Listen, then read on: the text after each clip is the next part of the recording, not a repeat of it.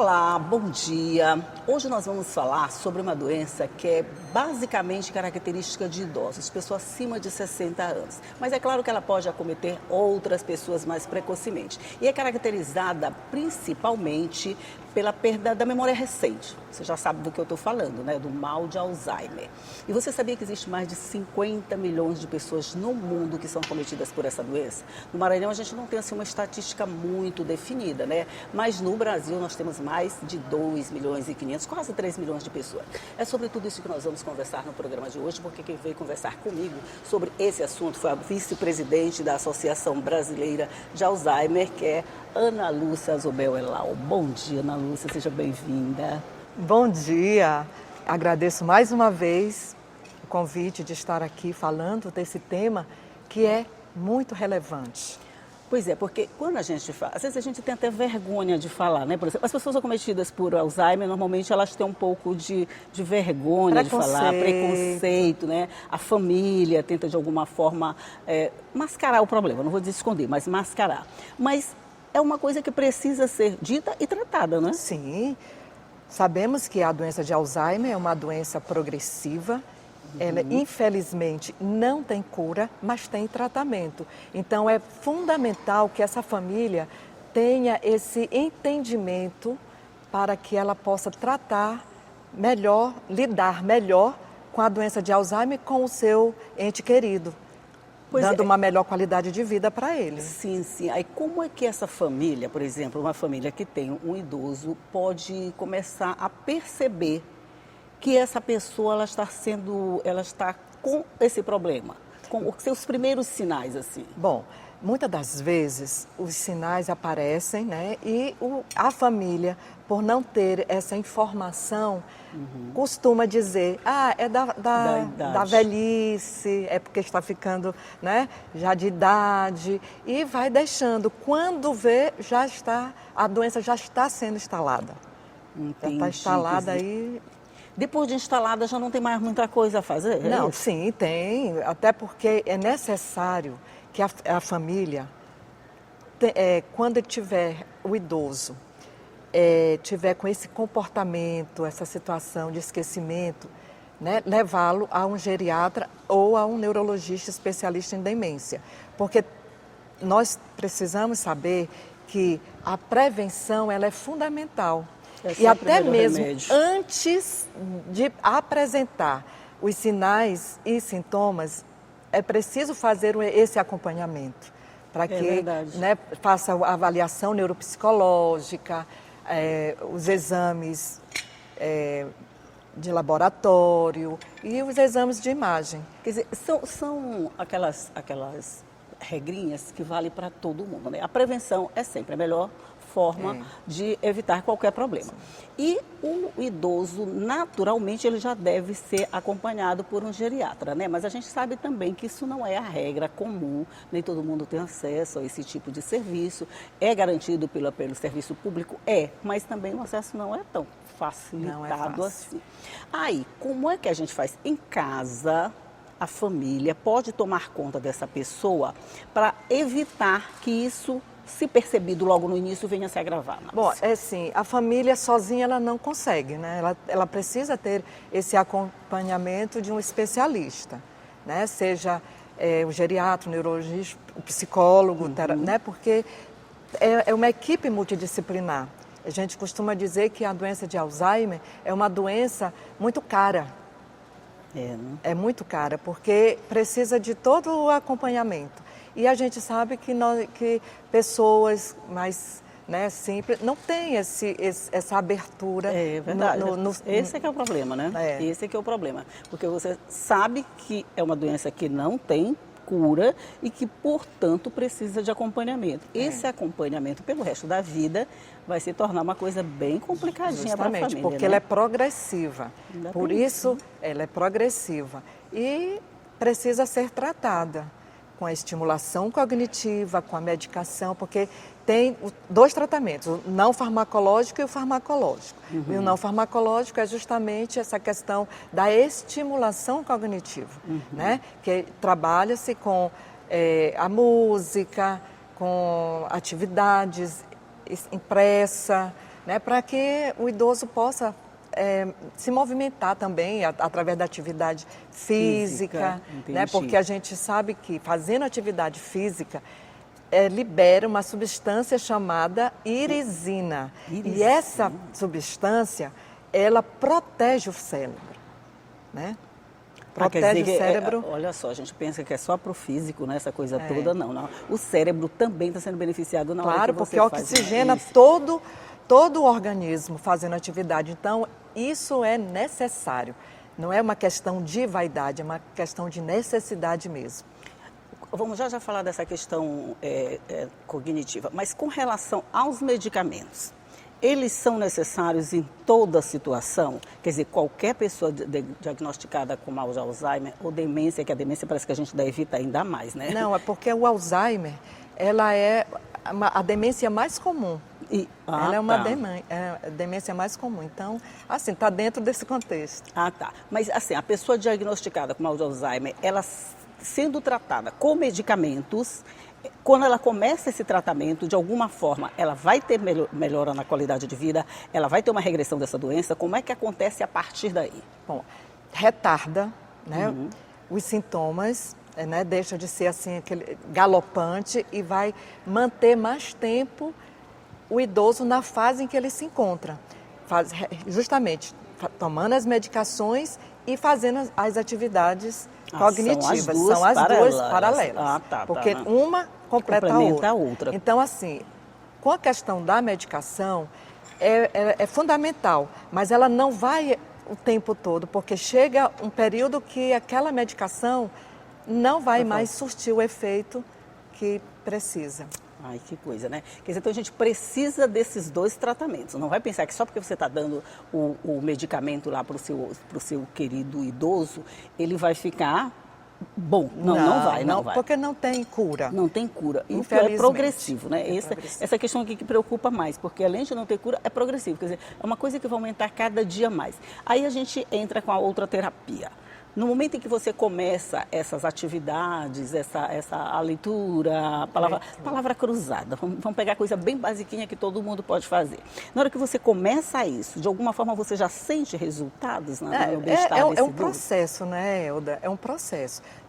Só que, se você fizer só palavras cruzadas, para o cérebro não adianta. O cérebro quer coisas novas, inéditas, grandiosas, sabe? Então, você tem que fazer atividades diferenciadas. Não é só palavras cruzadas, caça-palavras. Não, você precisa fazer coisas diferentes para poder surtir esse efeito de estimular. Quer dizer, não adianta dar todo dia aquele caderninho de palavras cruzadas e achar que aquilo vai resolver o problema. Só isso não, né? Porque o cérebro... Isso também, mas não só isso. Porque o cérebro se acostuma, sabe por quê? Porque ele já sabe todas as respostas ali daquela palavra, daquelas cruzadinhas. Então não tem aquela coisa de buscar, de pensar. O Sudoku é excelente, Sudoku. Maravilhoso. É mais exigente também, né? O Sudoku é maravilhoso. E as atividades das apostilas, tem vários livros aí, né? Na internet tem várias atividades que possam ser desenvolvidas. Agora, uma situação, é necessário ter o acompanhamento do especialista. Por quê? Porque aquele idoso, né, no início, por exemplo, ele ainda está com a sua cognição perfeita, praticamente, né? Digo assim, que ainda tem autonomia e tudo mais. E tem um outro idoso que já está mais debilitado. Você vai dar atividade para que esses idosos a mesma? Não. Então, você tem que ter o cuidado de dar atividades mais elaboradas para esse idoso e atividades que esse idoso aqui possa fazer para que não frustre. Tá. Vamos já falar sobre isso. Nós vamos fazer só um intervalinho aqui, porque é tanta informação que a gente tem que assimilar tudo. A gente vai tomar uma água e um cafezinho e volta já para continuar conversando. Um minutinho só, eu volto já.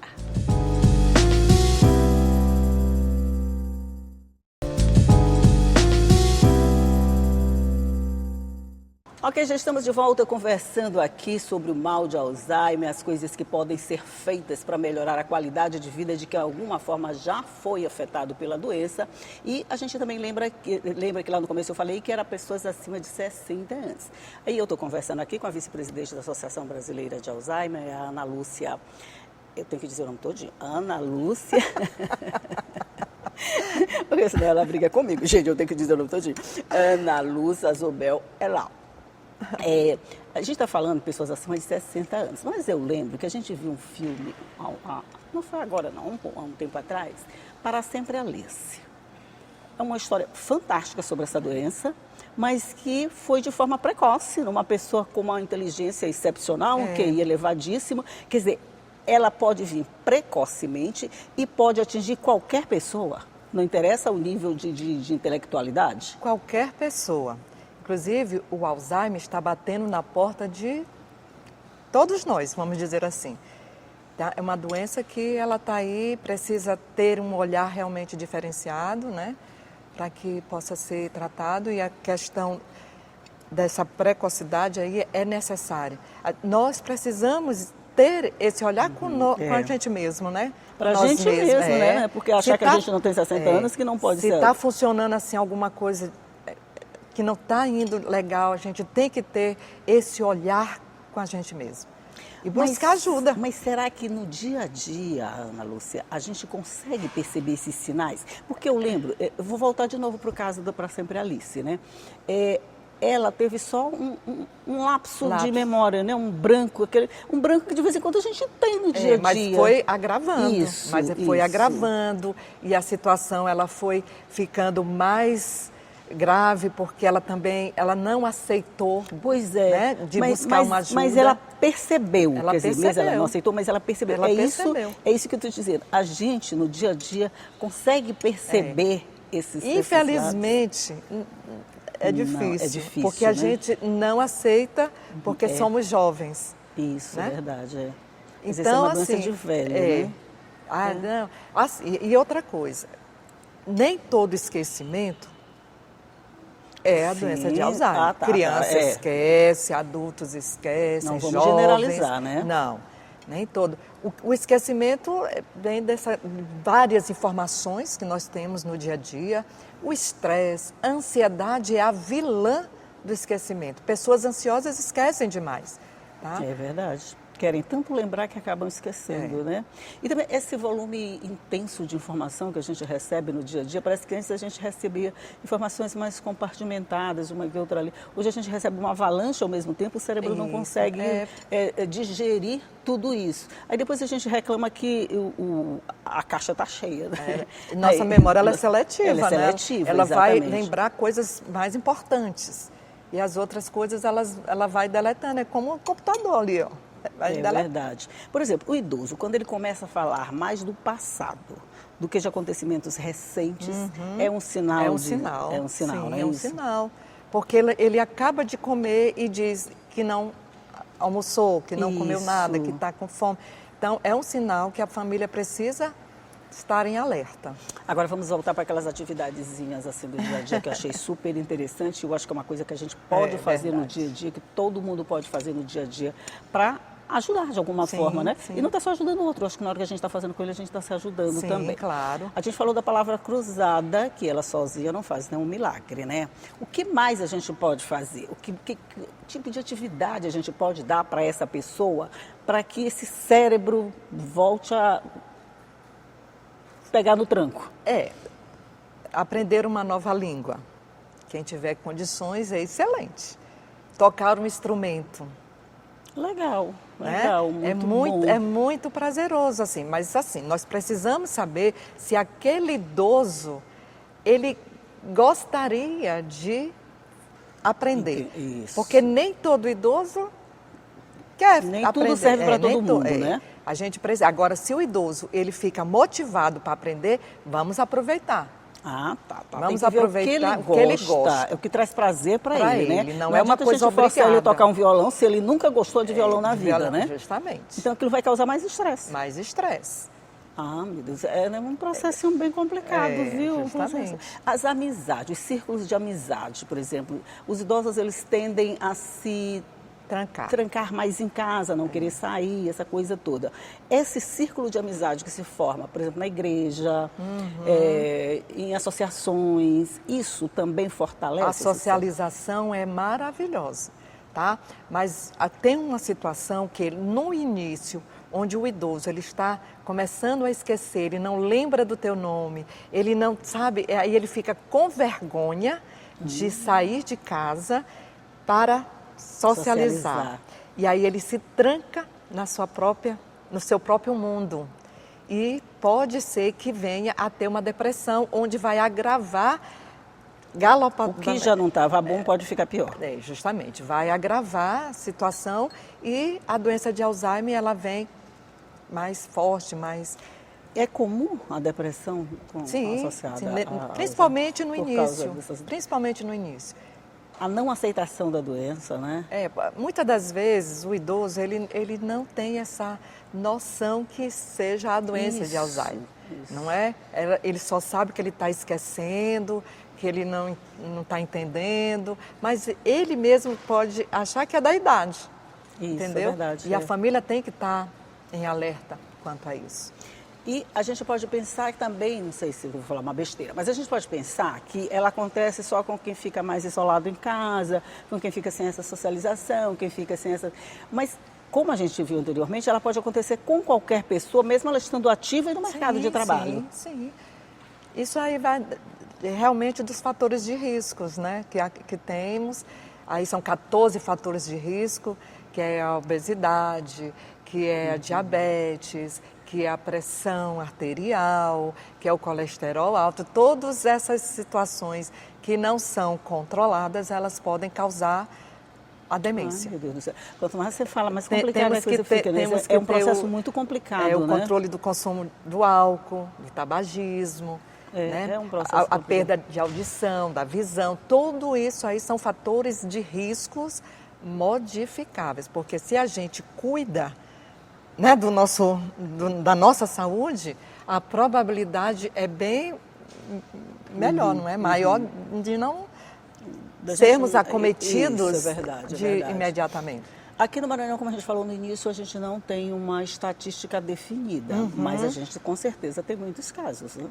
Temos, então 2,7 milhões de... Mas no Brasil, no Brasil. Eu falo, no Maranhão a gente ainda não tem essa estatística. No Brasil nós temos essa estatística e as mulheres são mais acometidas. Ai, que coisa, gente. 9,1% e os homens 7,7%. Deixa eu ver. Né? Foi perguntado uma vez para um palestrante por que as mulheres são mais acometidas. E ele disse, é porque as mulheres vivem mais. Olha, menos mal, né, gente?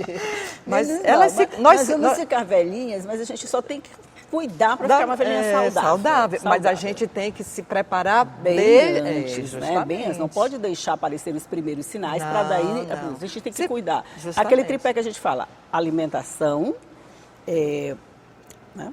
Exercícios físicos e a estimulação cognitiva. Quer dizer, esses 3 pontos, se bem cuidados desde a juventude, vamos dizer. Quer dizer, não tem essa história de jovem não pode perder memória, pode sim. Então vamos todo mundo se cuidar. Só para a gente encerrar, foi aprovada recentemente uma lei pelo Congresso que dá uma certa proteção a esses pacientes, né? Isso, que é a lei, eu vou dar uma pescadinha? Pode, fica à vontade. É a lei número 14.878, de 4 de junho de 2024.